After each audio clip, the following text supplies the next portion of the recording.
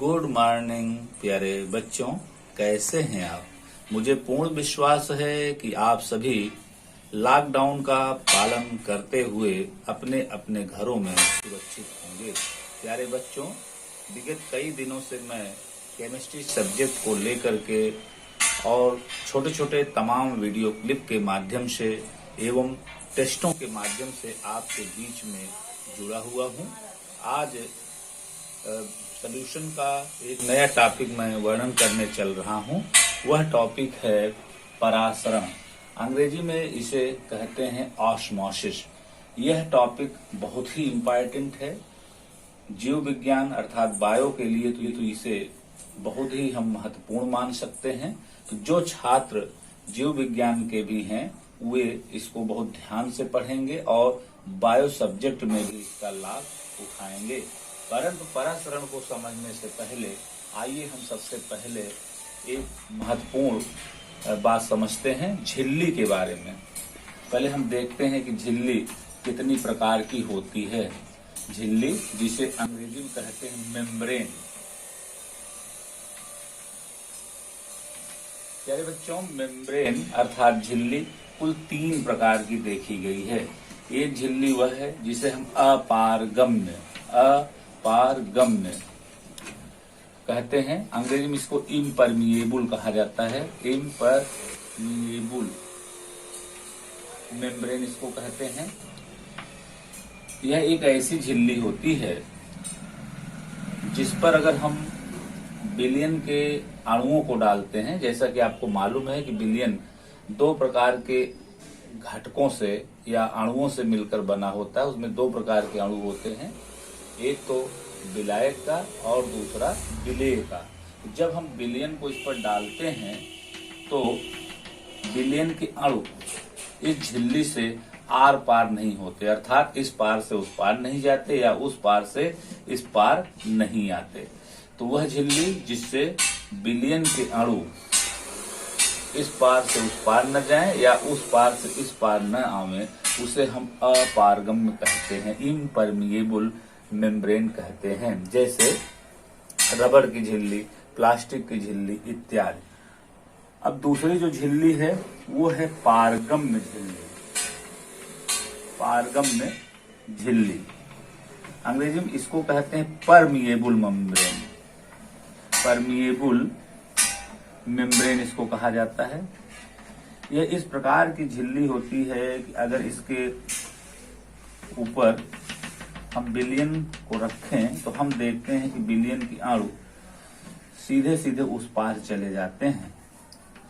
अर्थात वह झिल्ली जिसके द्वारा बिलियन के अणु आर पार हो जाते हैं उसे हम पारगम्य झिल्ली कहते हैं।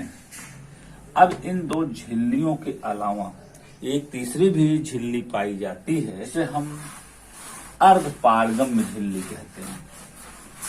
इसे हम क्या कहते हैं? अर्ध पारगम्य झिल्ली कहते हैं। तीसरी जो प्रकार की झिल्ली है उसे हम अर्ध पारगम्य झिल्ली कहते हैं। अंग्रेजी में इसको कहा जाता है सेमी परमिएबल मेम्ब्रेन इसको कहते हैं। शॉर्ट में इसको, चूंकि अंग्रेजी इसकी बहुत लंबी दिख रही है तो शॉर्ट में इसको SPM भी कहते हैं, सेमी परमिएबल मेम्ब्रेन। यह इस प्रकार की झिल्ली होती है कि अगर इस पर हम बिलियन के अणुओं को रखें तो हम देखते हैं कि बिलियन का जो घटक विलायक है उसके अणु तो उस ओर चले जाते हैं, अर्थात आर पार हो जाते हैं। लेकिन जो बिलियन के दूसरा जो प्रमुख घटक है अर्थात विलेय, उसके अणुओं का प्रवाह नहीं होता, अर्थात विलेय के अणु इससे पार नहीं होते, परंतु विलायक के अणु इससे पार हो जाते हैं। तो जाहिर सी बात है इसने आधा काम किया। बिलियन का एक घटक अर्थात विलायक के अणु तो उस पार चले जाते हैं, लेकिन बिलियन का जो दूसरा प्रमुख घटक है अर्थात विलेय के अणु उस पार नहीं जाते हैं। तो इस प्रकार से जब इसके अंदर आधा गुण है, अर्थात बिलियन के एक भाग को तो ये पार कर देता है लेकिन दूसरे भाग को ये पार नहीं कर पाता है, या पार नहीं करने देता है, इसीलिए इसको कहते हैं अर्धपारगम्य झिल्ली, सेमी परमिएबल मेम्ब्रेन। यह सिलेक्टिव मेम्ब्रेन होती है। अब आइए हम देखते हैं कि इसके उदाहरण कौन कौन से हैं। अर्धपारगम्य झिल्ली के उदाहरण क्या हैं? तो अगर हम सबसे पहले हम अपने त्वचा को देखें तो वह भी अर्धपारगम्य होती है, सेमी परमिएबल होती है। जो हमारी सेल इकाई है या जो हमारी सेल मेम्ब्रेन है वह अर्धपारगम्य होती है, सेमी परमिएबल मेम्ब्रेन होती है। उससे विलायक के अणु तो बाहर से अंदर चले जाते हैं या अंदर से बाहर आ जाते हैं, लेकिन विलेय के अणु उससे अंदर न जा पाते हैं न तो अंदर से आ पाते हैं। जहां तक दूसरा अगर हम उदाहरण देखें तो हमको प्लांट्स में हम चलते हैं तो प्लांट्स का जो सबसे पहला भाग होता है, सबसे ऊपरी झिल्ली होती है, वो सेल वॉल होती है, वो अर्धपारगम्य नहीं होती है। लेकिन उसके नीचे प्लाज्मा मेम्ब्रेन होती है, दूसरी झिल्ली, वह अर्धपारगम्य होती है। उसके अंदर भी यह गुण पाया जाता है, वह विलायक के अणुओं को अंदर जाने देती है और विलेय के अणुओं को जाने नहीं देती है। अगर हम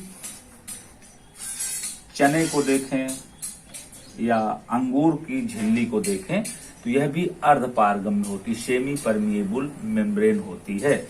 उदाहरण के तौर पर अगर हम चने को ही ले लें, अगर हम इसको पानी में हम डालते हैं तो हम देखते हैं कि चना, सूखा हुआ चना, अगर हम उसे पानी में डाल देते हैं तो हम देखते हैं कि चना फूल आता है।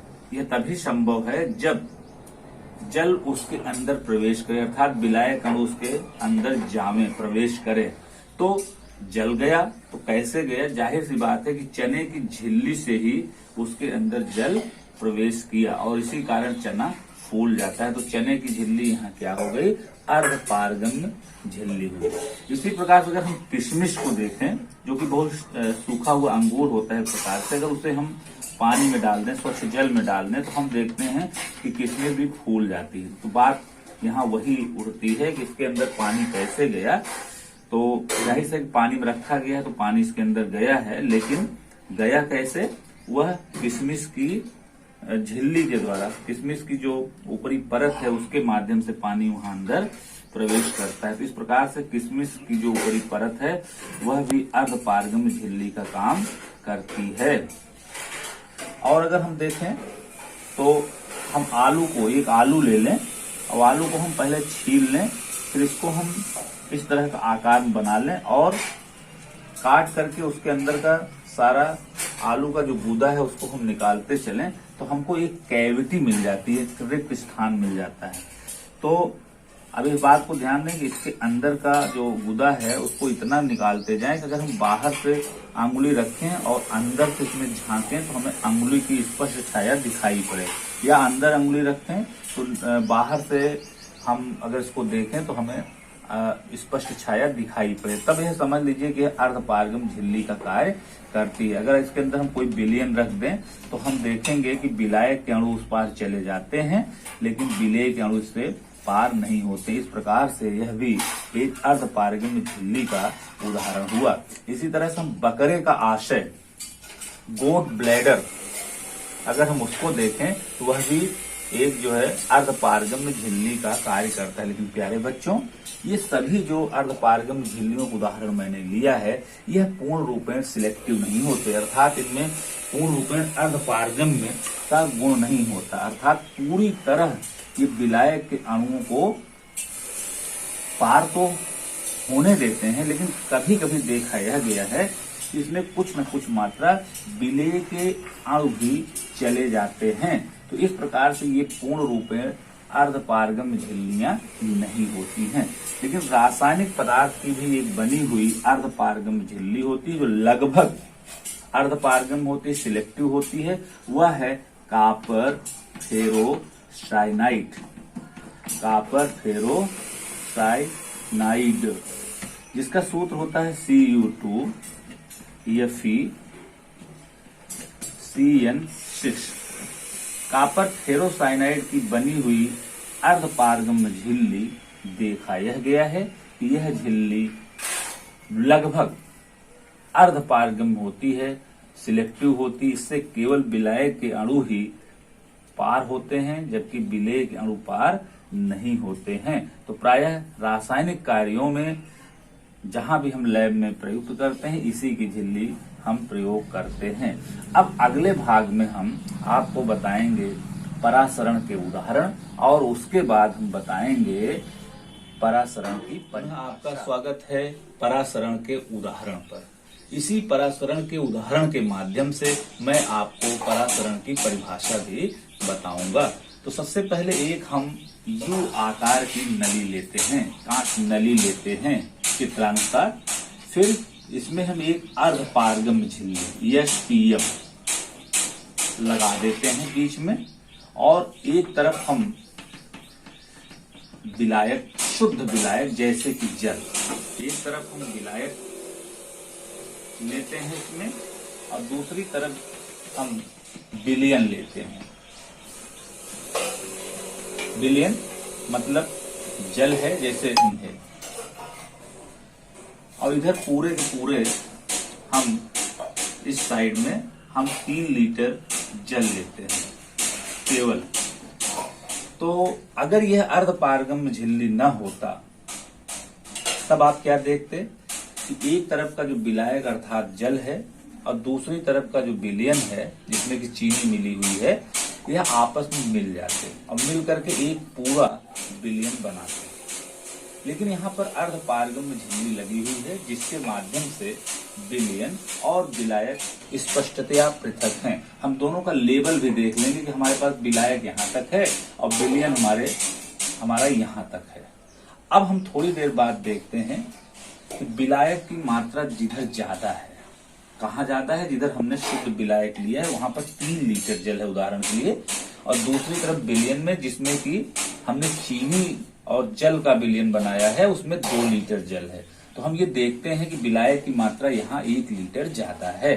तो ऐसी परिस्थिति में अर्धपारगम्य झिल्ली द्वारा विलायक के अणु विलयन की ओर स्वतः प्रवाहित होने लगते हैं, और इस प्रकार से विलायक के अणु जाने लगते हैं। अब इधर जब विलायक के अणु विलयन की ओर जाने लगते हैं तो विलायक का जो लेवल है वो घटने लगता है और विलयन का लेवल बढ़ने लगता हुआ, इसलिए बढ़ने लगता है कि इधर से विलायक उधर जा रहे हैं। अब यह प्रोसेस तब तक चलता रहता है, अर्थात विलायक के अणुओं का जाना विलयन की ओर तब तक होता रहता है जब तक कि दोनों ओर विलायक की मात्रा बराबर न हो जाए, अर्थात इधर 2.5 लीटर हो जाए विलायक की मात्रा और इधर भी 2.5 लीटर विलायक की मात्रा हो जाए। जब दोनों ओर विलायक की सांद्रता बराबर हो जाती है तो यह प्रक्रिया अर्थात परासरण की प्रक्रिया अपने आप स्वतः रुक जाती है। अब आइए हम एक दूसरा उदाहरण लेते हैं। यहाँ पर प्यारे बच्चों, आइए हम आपका दूसरा उदाहरण देखते हैं। पुनः हम एक यू आकार की नली लेते हैं। इस यू आकार की नली में अब हम एक अर्धपारगम्य झिल्ली लगा देते हैं पहले की भांति। यह अर्धपारगम्य झिल्ली है, इसे हम लगा देते हैं। पिछले उदाहरण में हमने क्या देखा था कि दोनों तरफ, एक तरफ हमने विलायक लिया था और एक तरफ विलयन लिया था। अब की हम ऐसा नहीं करते हैं, बल्कि हम क्या करते हैं, एक तरफ तनु विलयन लेते हैं। तनु विलयन जो विलयन पतला हो, अर्थात जिसमें विलायक की मात्रा ज्यादा हो, और दूसरी तरफ हम सांद्र विलयन लेते हैं, अर्थात गाढ़ा विलयन लेते हैं। कैसा, जिसमें कि विलायक की मात्रा अपेक्षाकृत कम हो तनु से। उदाहरण के तौर पर अगर हमने यहाँ पर 3 लीटर जल और प्लस 100 ग्राम चीनी लिया है, तो यहाँ पर हम क्या करते हैं कि 2 लीटर जल और प्लस 100 ग्राम चीनी लेते हैं। तो जाहिर सी बात है कि सांद्र विलयन होगा और ये तनु विलयन होगा। अब हम एक काम करते हैं, अगर ये मान कर चलते हैं कि अर्धपारगम्य झिल्ली न रही होती तो हम क्या पाते, यहाँ पर हम यही पाते कि विलायक के अणु और हो या चाहे विलयन के अणु हो, चूंकि दोनों विलयन थे इसलिए ये पूरा अपने आप में मिल करके एक प्रकार का विलयन हो जाता। लेकिन चूंकि इसमें अर्धपारगम झिल्ली लगी हुई है तो यहाँ पर क्या होता है, चूंकि अर्धपारगम झिल्ली केवल विलायक के अणुओं को ही जाने देती है अपने से होकर के, तो जिधर विलायक के अणुओं की मात्रा अधिक होगी उधर से प्रवाह प्रारंभ होगी, जिधर विलायक के अणुओं की मात्रा कम होगी। तो यहाँ हम देख रहे हैं कि तनु विलयन में विलायक के अणुओं की मात्रा ज्यादा है, 3 लीटर है, जबकि सांद्र विलयन की ओर जो है सांद्र विलयन की ओर विलायक की मात्रा 2 लीटर है। तो इस प्रकार से तनु विलयन से विलायक के अणु जाने लगेंगे, अर्थात जल जाने लगेगा सांद्र विलयन की ओर।